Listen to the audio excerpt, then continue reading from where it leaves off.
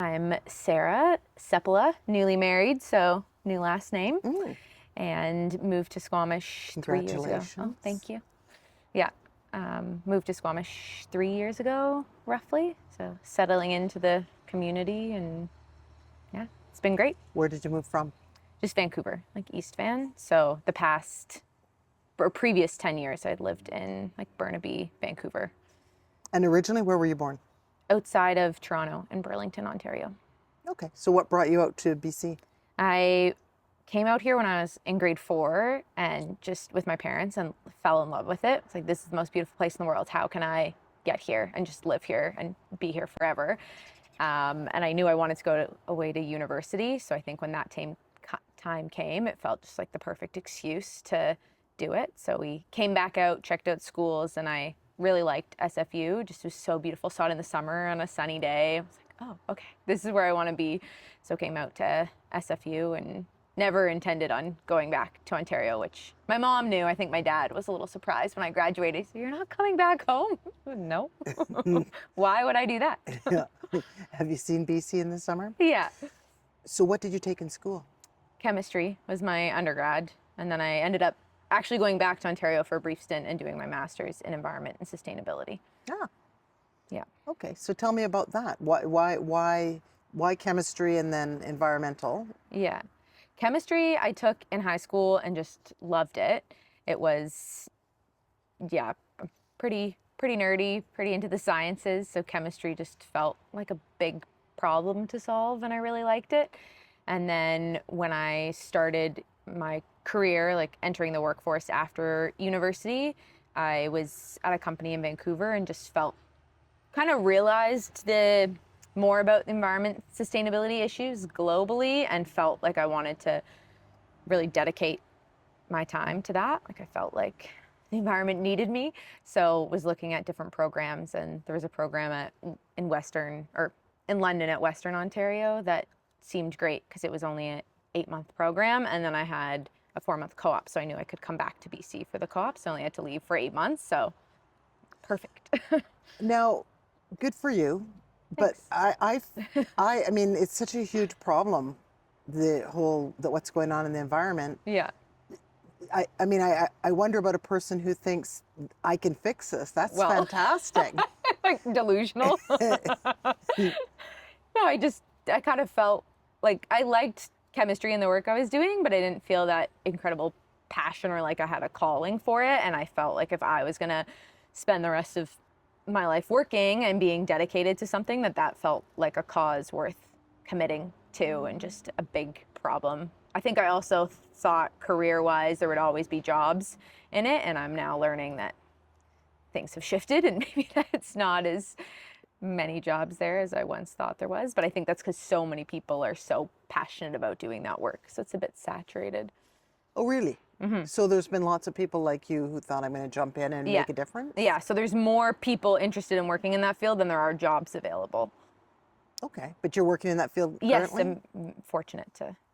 So tell me about your job. What is your job? I work at Life Labs in Burnaby's the BC headquarters. So that's where I head in like twice a week there.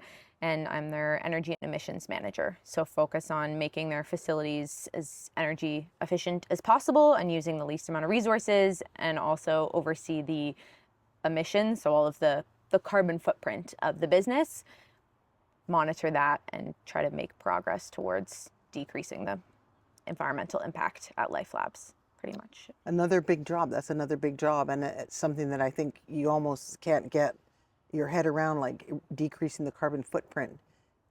Now that you've been doing it for a while, can we decrease our carbon footprint? Dogs make an appearance. Yeah, definitely. It's been interesting seeing how... A smile for the camera, Georgia.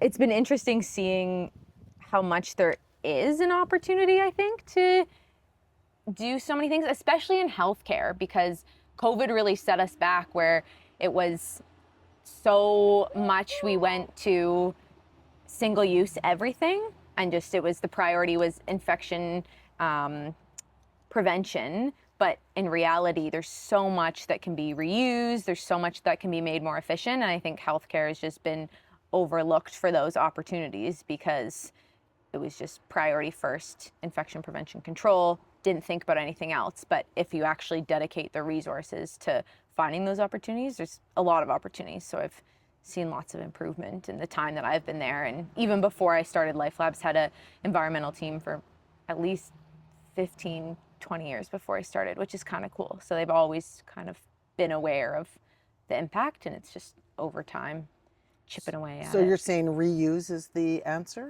Well, I mean, that's a small piece of it. I could really nerd out and get into it, but with environmental impact, I think there's ways that you can kind of look at the health, like the planetary health impact. So something like plastics is obviously a huge impact for human health and the impact to the environment, but the greenhouse gas emissions associated with plastic is not like once it goes in the landfill is not as bad per se. So sometimes you might be looking at the greenhouse gas emissions of something and it might look like it makes more sense to do a single use, but the health impacts of having all those microplastics is not going to be a benefit. So you kind of weighing out the two options. Okay, diverting, if you're recycling, is that doing it for you, or do you think there's another Right. bigger item that we should be considering? Yeah, we actually just ran a program at Life Labs trying to educate our employees on things they could do at home to decrease their energy use, and it was pretty interesting. So I think one of the number one things that we had looked at was just using cold water for your laundry. It was actually super interesting. So it was like 75% of the energy when you're doing the laundry comes from heating the water, not the actual cycle itself. So that's an easy way for you to save money and cut back. Hang drying your clothes, that one's pretty easy. I think all of us, there's so many electronics, we're running in and out of every room. Like if you can just practice shutting things off in the home from an energy perspective. And then especially, I mean, trying to not drive carbon vehicles when you can. So especially now, summer, trying to walk, bike places, that's something that you can feel good about and has a really good impact. And recycling, my tip would be understand the jurisdiction that you live in, what actually can be recycled. Because I think businesses can recycle different things than other cities. So just understanding wherever you are, what can actually be recycled. Read the signs when you're at work or in a public space about what can go in their recycling, because it's not the same everywhere. And I think a lot of people do wish cycling, where you're just throwing it in because you hope it's going to be recycled, and it contaminates the load and nothing gets recycled. So that's definitely a big one. Yeah, no, for sure. That's a good one. Yeah. Okay, so now you finish school, you go to work, you get a job, you're working in your field, you're loving it. Yeah, it's great. But you're worried about the future. Are you worried about the future because of saturation specifically, or is AI affecting you? AI's been interesting. I'm trying really hard to use it as much as possible, because I think if you are worried about it taking your job, that's a very real fear. But if you know how to harness it and use it, and then you're going to be more valuable than just that AI on its own. So I've been trying to use it a lot. I know there's definitely concerns about the amount of energy that it's using to run those systems and all the fresh water that's being used to cool them, and you're heating that water. I think there's a lot of challenges there, but like any technology, it's going to get more efficient over time. So I think the more we do use it and dedicate businesses to trying to make that more efficient, I think it's not an insolvable problem, and the benefits, I think, are going to outweigh the cons if it's used properly. So you're not afraid of AI? Well, that's a different question. Okay, are you afraid of AI? Like on a personal level, I think Yeah. it's a really challenging problem that's moving faster than our tiny little human brains can comprehend. And I think there's so much that we just don't know about what the future is going to look like. And I think in 5 years, it's going to be crazy now having this conversation, and then 5 years from now, what the future of Right. AI looks like. And I think that's what scares me, if it moves faster than we can kind of control and monitor that, and how our critical thinking skills are changing, and what kind of autonomy these systems are going to have, and are we changing without even realizing that it's changing the way we're thinking. I think that's what I get scared about. Like, I still disagree and fight with my AI, so I think that's a good sign. But if you suddenly are just agreeing with everything it says all the time, I think that's a concern. Big warning sign. Yeah. Okay, so tell me about what else are you, somebody your age, which I don't know how old you are.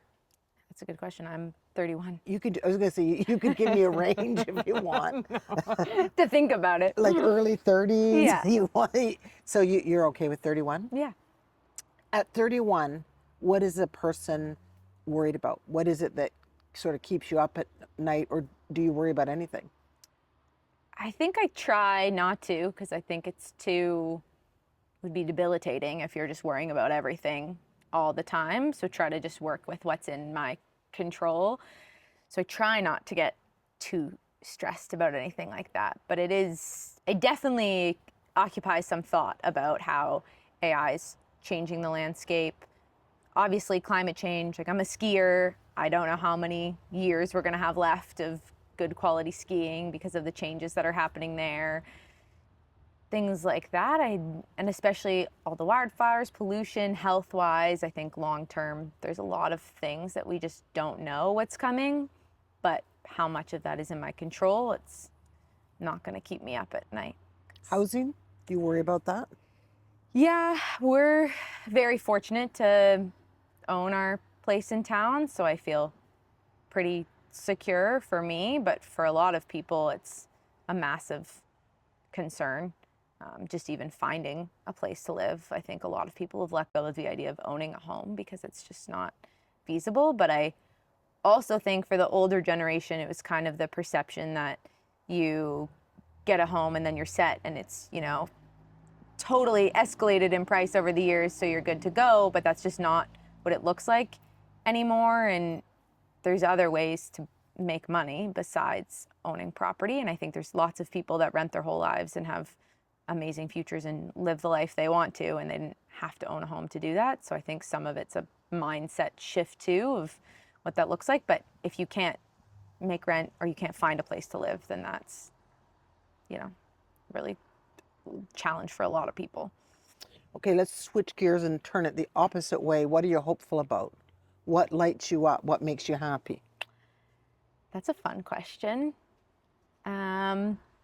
I feel like I've just found a lot of joy in the outdoors, especially since moving to Squamish. I feel like I've been able to notice a bit of a mindset shift in myself, where I think when I was in the city, you get a bit more consumed about like career and what's the next thing and trying to climb that corporate ladder. But coming here, it's just, I feel like I've slowed down a bit and trying to just enjoy nature, but not in the climb every mountain way, like just take it all in all the time. And that has just been a really beautiful thing. So I think just thinking about the future, if I'm lucky enough to have a family, getting to explore all of this with kids, or even my friends' kids, like that's a pretty cool experience. So I think thinking about the next generation, getting to show them the beauty of the outdoors, whatever it looks like it's going to change, but I think it's still going to be a special place. So that's what keeps me excited. Okay, and so you moved to Squamish 3 years ago. Why? For the outdoors, I found my husband and I we joked that we like commuted on the weekends to Whistler and Squamish to do all the things we want to do. He mountain bikes, fishes, we both ski, always out hiking with our dog, camping, canoeing. So being able to do that just outside of our back door on a weeknight on every weekend without having to do that commute. And then now we commute to the city for work instead, but it's obviously an easier drive, not having to fight that traffic. So just being able to slow down and play all the time is really what we were looking for. And Squamish is so amazing because we didn't feel like we had to change our life much. Like we could keep the same jobs, commute into the city, keep our friends that were in the city. Life looks pretty similar, but also just more access to play more frequently. So you're enjoying it. Yeah, definitely. And so what other outdoor activities? You've mentioned quite a few, but Yeah. And is there anything else that you didn't mention? I've been swimming, so that's kind of fun. I've been swimming with the Titans, which has just been indoor, but I know they're going to shift to some lake swimming this summer, so that will be kind of cool to check out a bit more. I was playing tennis a bit when I got here. I do play tennis, kind of go in and out. I feel like I often was doing all my sports at one time, but I think I've tried to just hone in on a couple and get better at those. So the past few years I've been really focusing on skiing, and then in the summer has been kind of keeping that strength up and just hiking and doing those things. Did you get out a lot this year for the skiing? Yeah, I got 39 days. Wow. Got my 25-day pin at Whistler. Wow. Congratulations. Yeah. That's a good one. Yeah, so that was pretty cool. Did the Spearhead Traverse, which was kind of a bucket list item. So that was kind of the impetus for all the skiing this year, even though it was a pretty bad season. It's like backcountry ski trip that you do from the top of Blackcomb to the top of Whistler. So you traverse, I think, 11 glaciers across a bunch of different mountains, and you kind of ski up and down. And I did it in 3 days, so I had 2 camping nights along the way. Cool. Yeah. So do you do it on your own, or do you do it with a group? It was me and a guide and another woman, so it was just 3 of us. Yeah. Fun. And you guys all kept the same pace? It was kind of variable, but you're transitioning between downhill skiing and skinning so much that there's just lots of opportunities for you to catch up and have a snack and a water and chat. So we weren't all going side by side the whole time, but kind of stayed together for the day. And then you slept in tents on the mountain? Or? Yeah, it was actually my first time winter camping. Like winter camping, I guess, like backcountry. I'd done car winter camping before, but that's a little different. So how was that? It was really cool. I thought I was not gonna like it because I run pretty cold, but the guide lent us her big, like, I swear, Everest style parkas, like these massive puffies that I was so hot both nights, and it was cold. I think it was -15 the first night, but I was sweating because I had my down pants, my down parka. We heated water bottles, put them in our sleeping bag. There was 3 of us in a 2-person tent. And then I kept joking, it was my new favorite saying, but negative space engineering. So underneath like the vestibules of the tent, you could dig out into the ground. So you had all this extra space, which you can't do in summer camping. There's no worry of critters or bears or anything. So you can eat in the tent. It was like so peaceful and beautiful. I really loved it. I was surprised by how much I liked it. What even made you get into that? That's a good question. I think skiing so much. I grew up skiing, even in Ontario and Quebec with family. So I'm a pretty comfortable and confident skier, and I felt like I wanted something a bit more. And my husband got into backcountry first, so it was kind of cool to see him test the waters first. But I feel like the way it was described was like a hike that you do in the winter, and then you get to ski down. And that kind of appealed to me, just a little bit more fitness and getting to see something different, not always the same runs. And then this trip, I really wanted to do something without him, without any friends, like independent just for me, kind of have a challenge to work towards. And yeah, a neighbor recommended it. So you didn't join with a group of people, you just said, I'm going to do this, and you found a guide to go with? Yeah, my neighbor, I had asked my neighbor if she knew anyone who provided ski lessons because I felt like I wanted to improve my technique a bit. And she said, no, but this guide's an amazing person, and I think you would have a wonderful time with her. You should check it out. And she ran this series called Women Mind Big Lines. So she's a clinical counselor in town, but also a ski guide. And she ran this group specifically for women to go and kind of do this big adventure just in an all-female space, and it was amazing. That sounds amazing. Yeah, it was really cool. And how do you train for that? Great question. See, I think I kind of overtrained, to be honest, because I was so nervous about being slow that since January, I mapped out all my workouts. Like I knew, because I was going to Storm gym in town and then the Titan swimming. And then every time I'd walk my dog, I had put weight in my backpack. So every few weeks I increased the weight, and on the weekends would be doing 2-hour hikes with weighted backpack. And I worked up to 35 pounds, which was what the backpack was gonna be. And then tried to do a bunch of ski trips and back-to-back days touring and things like that. So then by the time it came, it was pretty comfortable to do, which was nice. That's fun. Yeah. That's an exciting thing. I've Yeah. never even actually heard anybody who's done that. I mean, I've certainly heard the backcountry, but I've not ever heard that. Yeah.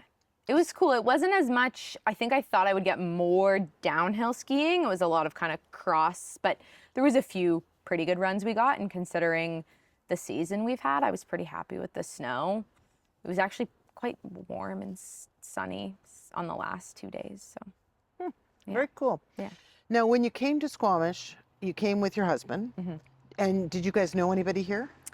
So we knew he had worked with someone in the city who grew up here, and then her and I became friends because we all lived in the city together. So when I moved here, she was coming up here lots, and it was nice because she was so inclusive and wonderful. And every time she was hanging out with her friends, she said, "Hey, come with me, meet my friends, get to know people in Squamish," and they're all as wonderful as her. So it was really easy and organic to make those friends. So I feel like I joke with her that I've infiltrated her friend group. And then last summer, she ended up moving back here. So now having her here too, it's been pretty special and easy. So that's been mostly our network. We've become pretty close with our neighbors too, which has been really nice. And then just socially, that's why I joined like Storm and Titans. I felt like it was just going to be a good way to meet more people in the community because I found those people are regulars. So even just having, I know their name, not having them for dinner or anything, but just that simple connection of seeing people on a regular basis has been really nice. Good morning, hello, how you doing? Yeah, exactly. So that's been kind of nice to have that. So feeling pretty settled here. So you found Squamish to be inclusive for the way it worked for you? Yeah, I guess the people that I've run into, I've found to be inclusive. I don't think I went out of my way to try to meet people when I first got here because I feel like I kind of already had those friends, like some of my friends I already knew, so it felt really easy. I didn't have to try that hard. So I don't know, it might have been a different experience if I came here with no one, what that would have felt like, but for me, it's felt pretty easy. And just a really good experience, it sounds like. Yeah. Okay, great. I just feel very grateful for that friend. Yeah, no, for sure. Yeah. That's great. Lucky you. Okay, so in a regular life here, where do you, you've said the gyms and the Titans and quite a bit. Is there anywhere else you hang out or anything else you do? Or is it just all your sports things? Mostly sports things. I feel like try to go do trivia at the pubs and bars. Locavore is close to my house, so try to go there in the summer for things. A-frame, the backyard. I'm gonna do some of those things in the community, but mostly sports and hiking with my dog or going to the lake, but trying to spend as much time outside as I can when I'm not working. Do you have a favorite restaurant? The backyard, we got married there, so we had our ceremony close by, and then they were gracious enough to host our dinner there. So they have a very special place in my heart. So definitely the backyard. I would also shout out Rain City Distillery. That's where we bring, anytime we have guests in town, we always bring them there. I think it's underrated, and I don't know why it's not more busy because it's the amazing cocktails, so good. Their dumplings are so good. Just always a great experience. So Where is that Rain City Distillery? behind the brick. Okay, and where is backyard for people who don't know? Oh, in Valleycliff. Okay, so and Rain City is open. Is that open like the pub hours, or is it a restaurant? Yeah, I feel like they're open. I mean, you'd have fact check me, but I want to say maybe like Thursday through Sunday. Like I think it's more weekend hours. So it's and limited evenings. hours, evening kind of. I think maybe in the summer they're open more, but I think just because they do cocktails, I imagine. Okay, so it's cocktails as opposed to beer or cider. Or... Yeah, I think they have those in the menu too, but the cocktails are so good. And I usually go on a Friday or Saturday, so I don't actually know. Haven't tried to go on a Monday. But... Okay, so one of my questions was going to be, and you maybe that's the full answer. Yeah. If you have an out of town guest, where do you take them? Yeah. What would you do with them? Definitely Rain City. I love. It's also close to our house, so it's just easy, but it feels like a pretty fun experience. Always try to do a hike, and usually try to tailor that to who the group is. Like in and around Smoked Bluffs is so nice because then you can go It's like pretty easy trail, and then you get a beautiful view and can walk over to Smokebook's Coffee, things like that. Yeah, usually try to do a hike or something. The gondola, depending on if I have a pass, but depending if they want to pay for that. Okay. And do you have a favorite podcast that you're listening to these days? When you're commuting, what do you listen to? Yes, Giggly Squad is my favorite podcast because I feel like it's two girls who are comedians, and they just feels like I'm having a phone call with my best friend without having to bother my best friend and call her. Giggly Squad. Giggly Squad, yep. And are they talking about anything specific or? Nope, they feel like they don't have any script. It's just the two of them. They never have guests. They just come and have a notes app where they write down the things that they want to talk about that week, things that have happened, and they just gab, and it's just, they're pretty organically funny, and the chemistry between them, like they truly are best friends, so it just feels like you're hanging out laughing with your friends, so it's nice. And what about books? Do you have a book on your nightstand right now? Yeah, I'm not reading it.